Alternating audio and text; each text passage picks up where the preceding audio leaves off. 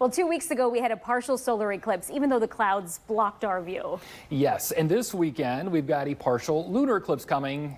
But this time around, it doesn't really matter if it's cloudy or not. So we just want to bring this to you because you're going to hear about this in the news headlines. So we want to address it. It is true that a moon will change phases across the world and even in parts of the U.S., sorta, at least for the eastern part of the U.S. But that doesn't mean that you're going to notice anything other than a full bright moon here at home.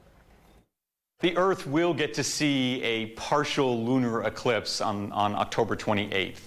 A lunar eclipse is when the moon passes into the shadow of the Earth. And so if it's a full one, it turns red, it's beautiful, everybody on the night side can see it. This one's only a partial one, and it turns out in Toledo, we really don't get to see anything. It's just that we just get the tip of the end of it when it's basically over and you wouldn't even notice anything.